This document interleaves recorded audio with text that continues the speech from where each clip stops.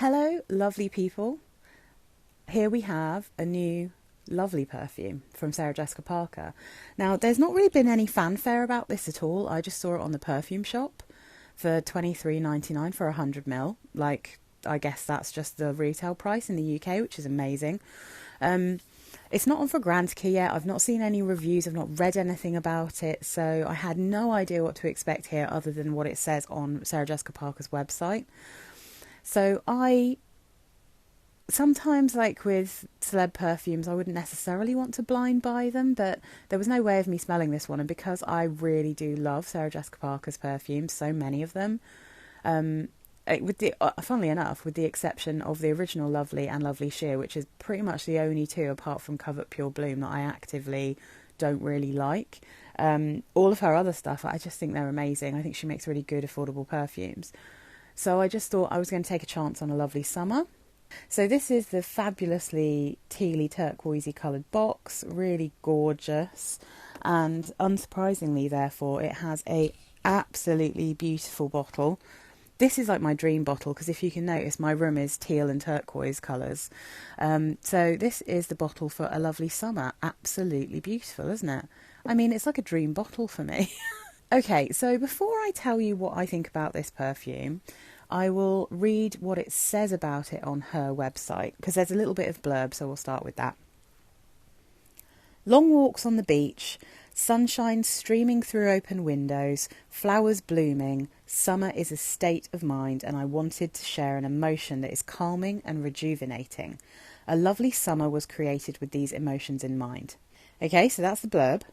And there is a picture of her on the beach, and there's a picture of this perfume bottle in sand on a beach. And the notes are top notes of bergamot, ambrette, cardamom and blooming musk, middle notes of plumera, white flower and warm spice, dry notes of sandalwood, amber and skin musk. So, looking at these notes, my brain was like, well, they don't look very beachy to me, and unless the flowers and the bergamot are really dominant in this, it doesn't sound very beachy. But I was like, well, they've put it in this turquoise bottle. They've called it a lovely summer. It's supposed to be a summer perfume, so surely it's going to be summery.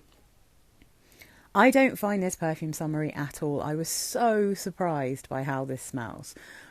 Not in a negative way, because I think it smells great, but I just would never think to wear this perfume in summer myself. I'm going to be really interested to see what other people's reviews are of this and how people react to it, because I'm just so surprised that this has been released as a summer perfume. I don't think it matches the name A Lovely Summer at all, and I really don't think it matches this colour. So if I was to say, I think that this bottle should be an amber colour, like a lovely amber. So I think it should be similar to the original Lovely, but a much deeper, darker, orangey brown. That's the colour that I think would best represent what this perfume smells like. So, where to start? You can definitely smell the spices here. You can definitely smell the musk, and it's like an Egyptian musk. You can smell the sandalwood. I mean, it's really pretty. It's quite close to the skin, so it's definitely like a skin musk type experience. It's subtle, but it lasts quite well, this one. So when I first sprayed it, I was like, oh, that's very light. And I imagine in summer it's like super light. But it's lasting for ages. I'm definitely getting those warm spices. I'm definitely getting the cardamom. I'm definitely getting amber and sandalwood. This one, genuinely, smells like Coty Wild Musk, which is kind of awesome. So I'll tell you for why. Wild Musk is a perfume that back in the 80s, 90s, and probably when it came out in the 70s, to be fair, was strong and yummy and kind of sexy. It's like a really nice Egyptian-y musk kind of scent. Really, really pretty. The only notes they give you on Fragrantica for Wild Musk by Coty are musk, rose, vanilla and jasmine. But there's definitely sandalwood. There's all kinds of... There's definitely a spice in there. And it is kind of in that same realm as Jovan Musk, but somehow it's a little less sweet and syrupy, and it's a little bit more sexy, maybe smelled a little bit more modern than Jovan Musk. But you can't get a good version of Wild Musk anymore. They are all rubbish. They're so thin and watery. They last for like 2 seconds. This is actually a vintage bottle. It's not like one of the really old ones. It's maybe like from before the last and most recent reformulation of it. So this smells like the spirit of Wild Musk. It smells like Wild Musk, but it is very light and it doesn't last at all. Like on my skin, when I spray it near here, I can't smell it anymore. It's almost completely disappeared. Whereas a Lovely Summer's still going strong. And then further up my arm, which has also disappeared after maybe, I don't know, an hour in this weather, all of them are totally gone except for this one. This is Exclamation Wild Musk. So this one has notes of orange, mandarin orange, bergamot, and then floral notes in the mid, musk, sandalwood and vanilla in the base. So, yeah, it feels like... And I've read interviews with Sarah Jessica Parker where she has said that back when she was like a young and upcoming actress, when she didn't really have much money, she created her own signature scent by wearing Parfums de Cour Skin Musk. That used to be made by Bonnie Bell, but I have that perfume. It's one of my, well, it's basically my all-time favourite perfume. I love Skin Musk.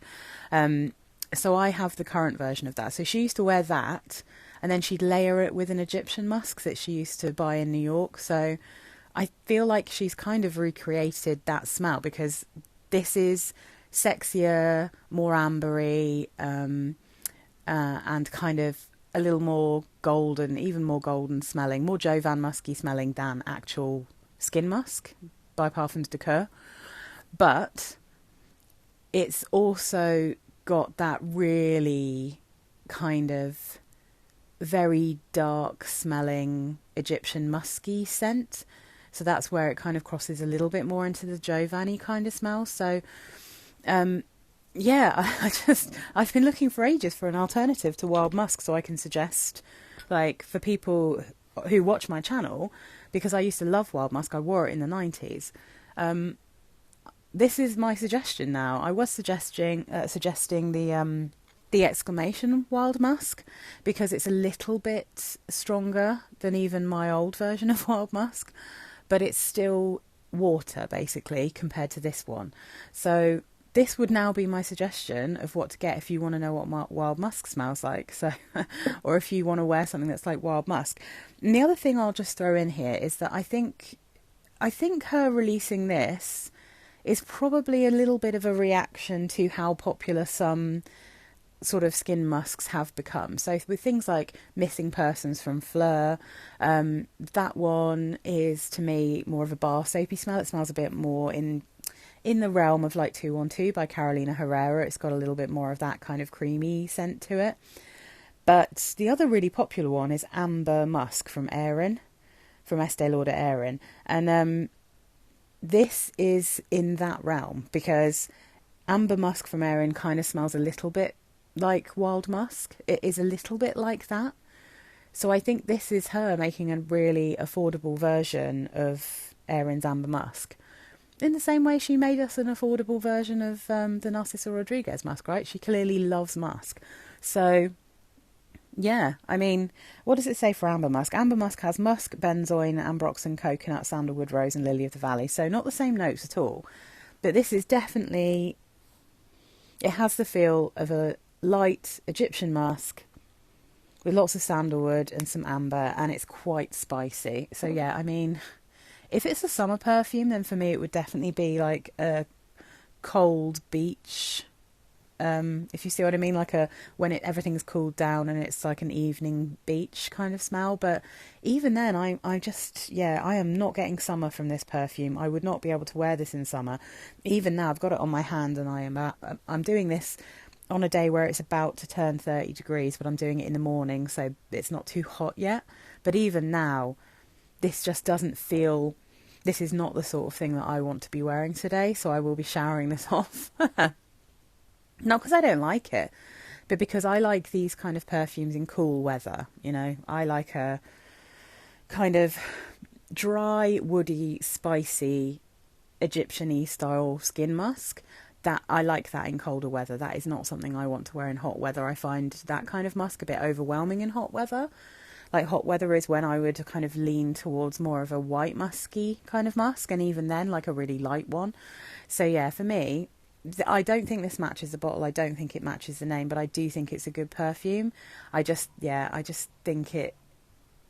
I think if you're going to buy this one, you need to like things like Air and Amber Musk, like Wild Musk, like Jovan Musk, you know, or even like Musk number 7, you know, all of those kind of golden musks. I've got a video about golden musks. If you like any of the ones from there, you're probably going to really like this one.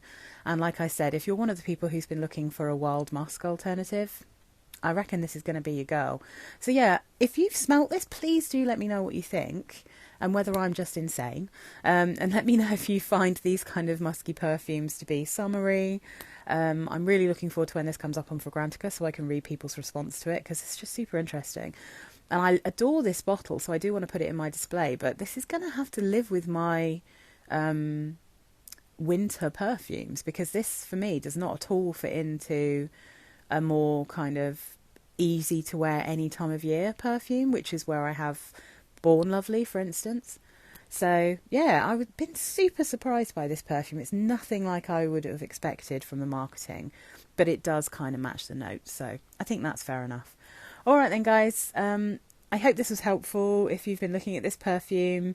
So let me know what you think in the comments. If you like my videos, do please subscribe. I've got a massive video, which I'm afraid my microphone didn't work, so it's a bit quiet, but I've got a big video about Sarah Jessica Parker's perfume, so I'll link that at the end of this video. Thanks, guys. Bye.